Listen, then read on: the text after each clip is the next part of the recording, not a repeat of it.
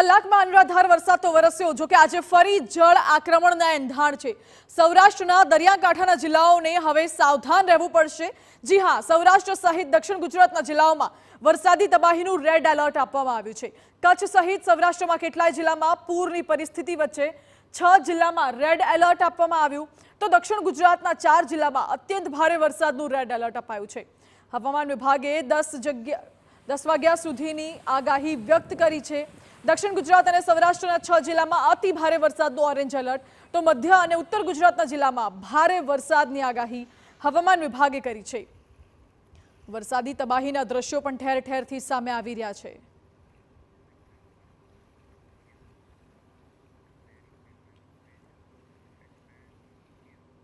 દસ જિલ્લામાં red alert આપવામાં આવ્યું છે। આ સાથે જ સૌરાષ્ટ્ર અને દક્ષિણ ગુજરાતના કેટલાક જિલ્લાઓમાં રેડ અને કેટલાકમાં ઓરેન્જ એલર્ટ આપવામાં આવ્યું છે। ભારેથી અતિ ભારે વરસાદની આગાહી, લોકોના ધબકારા હવે વધી ગયા છે। જળ તાંડવનું રેડ એલર્ટ ક્યાં ક્યાં છે તો એ આપને જણાવી દઈએ। મેપ જોઈ રહ્યા છો, કચ્છ, દ્વારકા અને પોરબંદરમાં રેડ એલર્ટ આપવામાં આવ્યું છે। સૌરાષ્ટ્રનો કેટલોક વિસ્તાર, જેમાં રાજકોટ, ગીર સોમનાથ, અમરેલીમાં પણ વરસાદનું રેડ એલર્ટ છે। એનો મતલબ કે ભારેથી અતિ ભારે વરસાદ ફૂંકાઈ શકે છે। દરિયા કિનારાનો જે વિસ્તાર છે ત્યાં જોરદાર પવન પણ ફૂંકાઈ શકે છે। દક્ષિણ ગુજરાતની જ્યારે વાત કરવામાં આવે તો દક્ષિણ ગુજરાતને પહેલાથી જ મેઘરાજા ધમરોળી રહ્યા છે, તેવામાં સુરત, નવસારી, વલસાડ અને દમણમાં હજુ પણ ભારેથી અતિ ભારે વરસાદ વરસી શકે છે। લોકોએ સાવધાની રાખવી પડશે, કારણ કે પહેલાથી જ મેઘરાજાનો તાંડવ રૌદ્ર સ્વરૂપ જોવા મળી રહ્યું છે, તેવામાં ભારે વરસાદની આગાહી। હવે દ્રશ્યો જુઓ, ઓરેન્જ એલર્ટ દેખાડી દઈએ આપને। જામનગર, રાજકોટ અને ભાવનગરમાં ઓરેન્જ એલર્ટની આગાહી કરવામાં આવી છે હવામાન વિભાગ દ્વારા। ઓરેન્જ એલર્ટનો અર્થ છે કે સામાન્યથી મધ્યમ વરસાદ, તો કેટલાક વિસ્તારોમાં મધ્યમથી ભારે વરસાદ વરસી શકે છે। ભારે પવન ફૂંકાવાની શક્યતા પણ રહેલી છે।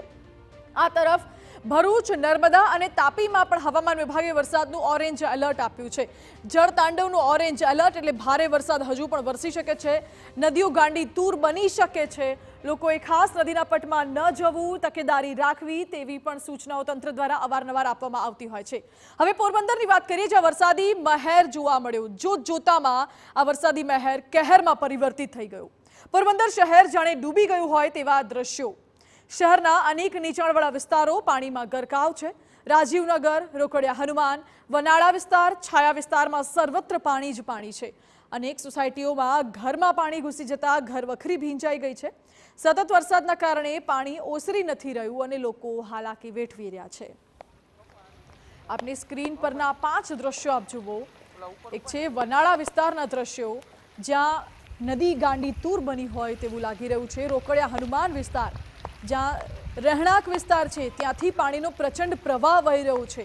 ઘરોમાં પાણી ઘૂસી ગયા છે, ઘર વખરીને તો નુકસાન થયું છે, વાહનો પાણીમાં ગરકાવ થઈ ગયા છે તેવા દ્રશ્યો પણ સામે આવ્યા છે। અડધોઅડધ ગાડી પાણીમાં ડૂબી ગઈ છે। રાજીવનગર વિસ્તારના દ્રશ્યો, બીજી તરફ ઉદ્યોગનગરના દ્રશ્યો છે।